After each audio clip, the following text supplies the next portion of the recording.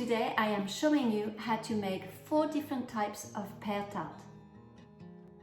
Out of all the types of pastries that you can find, I think that puff pastry is the best, and it is the one with the least amount of carbohydrate. So the reason why I am not going to add any sugar in this recipe is because the pear has got quite a lot of sugar in it already.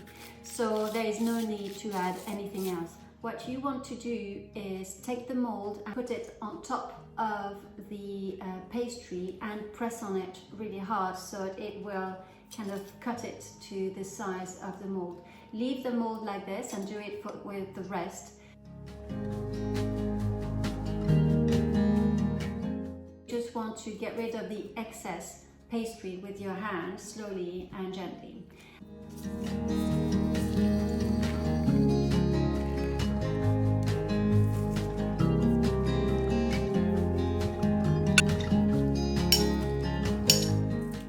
As you have parchment paper underneath, I would recommend cutting the tart so that you just need to put the tart on top of the mold with the parchment paper and then cut the parchment paper that is all around.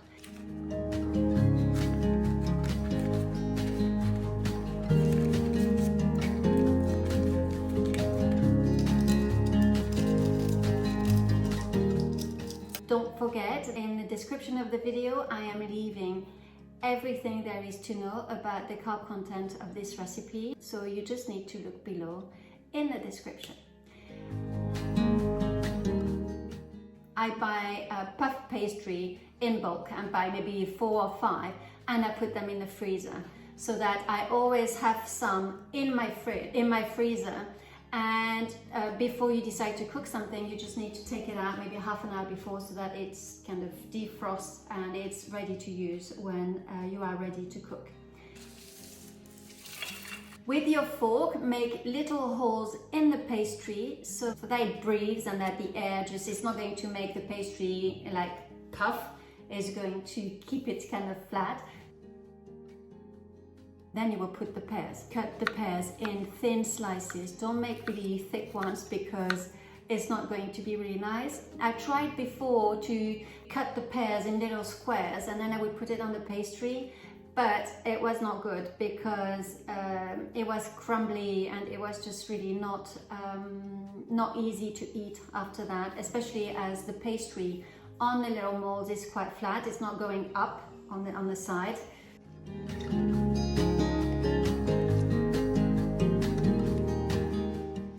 When all your pear tarts are ready, I personally add some salted butter, but you can see just a small amount.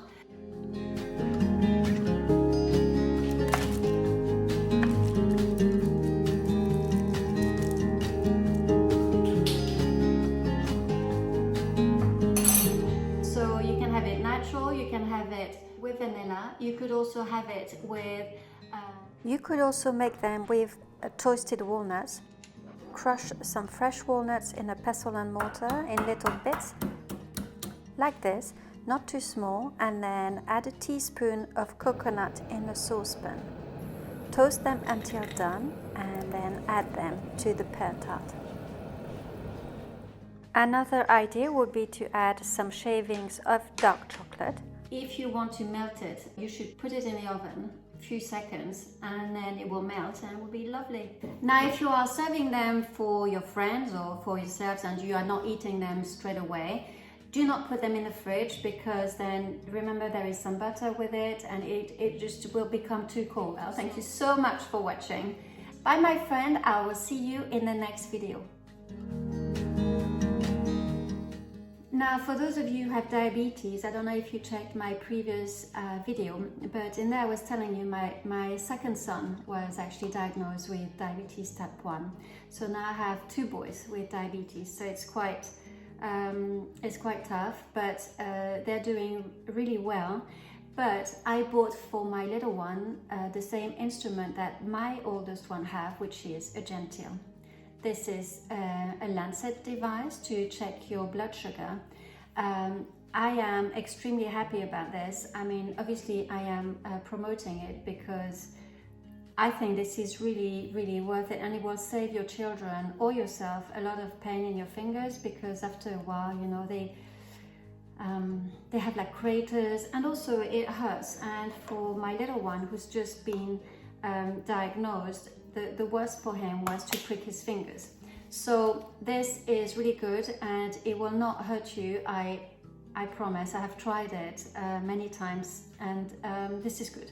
Anyway, all this to say that if you want to try it, if you want to buy it, you can have 10% off on their website. If you enter the code SDV10 for Sophie Deville 10, you will have 10% off your purchase.